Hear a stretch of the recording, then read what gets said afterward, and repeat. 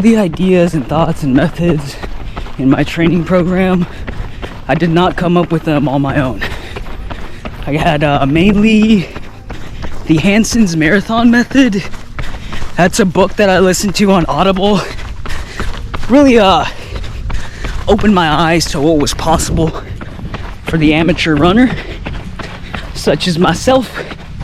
Another really big influence is DGR, Demoor Global Running. It is a company led by a gentleman named James Demoor, a brand, if you will, who focuses just on positivity, encouragement, and good advice for runners. A dude's got a YouTube channel, and he's an aspiring Olympian and has been filming his process for the last several years on what he's doing to try to accomplish his goals. Honestly, a staple in the methods that I use to stay healthy and to continue progressing. Yeah.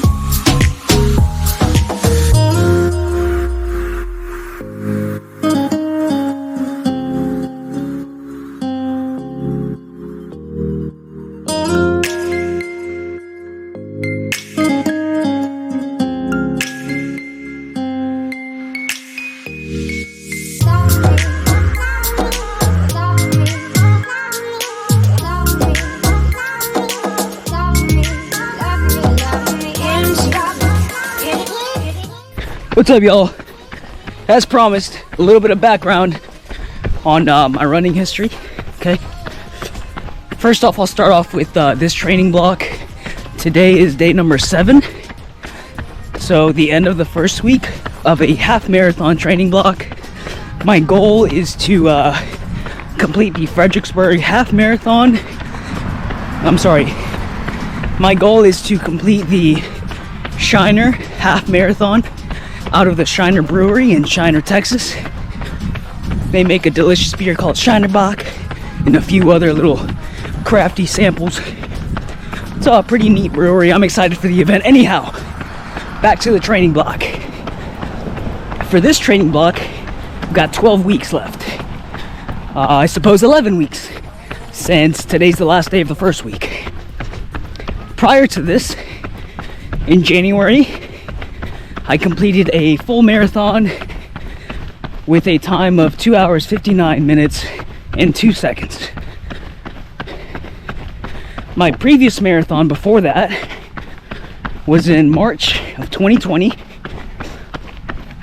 and that marathon was a disaster. I finished that marathon in 4 hours and 18 minutes. Thank God that I was able to finish.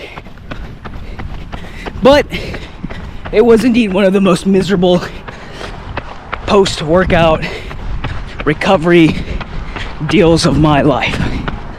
I could barely walk for like a month after that. When I say barely walk, I mean barely walk without pain. Excuse me, that sounded very bad. So I could barely walk without any knee pain. Stairs were a challenge. Had to go sideways sometimes. It was bad. It took about 2 months to recover from that. Maybe a month for all the pain to go away in the knees. And yeah, after that, I decided, you know what? Running is a real sport. I'd always thought that running was a wimpy sport. I always thought that it was just a matter of will and a matter of mental stamina. Truth is, it's all that and more. definitely an impact sport, on the pavement all the time. So to train properly for a long distance event, highly recommended. I can tell you from personal experience. That first marathon I did in San Antonio, that was 4 hours and 18-minute finish time with only about 8 to 12 weeks. 8 weeks of training or so. So 2 months, 2.5 months, and my longest run in that training block was about 4.5 miles, which was not a good idea. Fast forward to my next marathon training block. After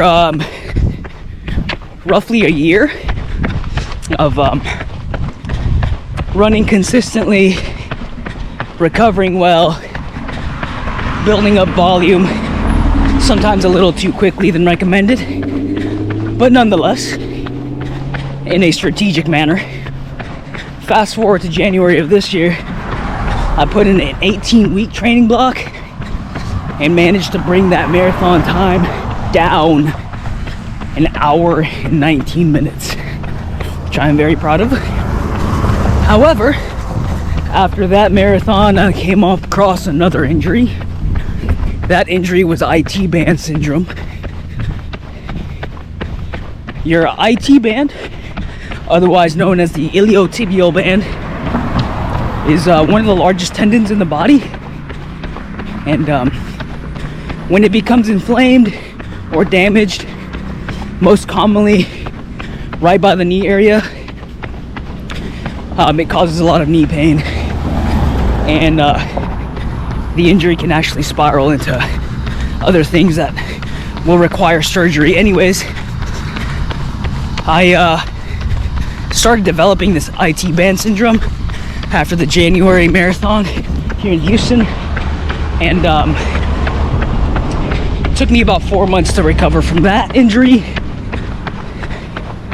Lots of strength work in the legs, gluteus medius exercises, other glute exercises. It's been a process, a lot of foam rolling, all of that jazz.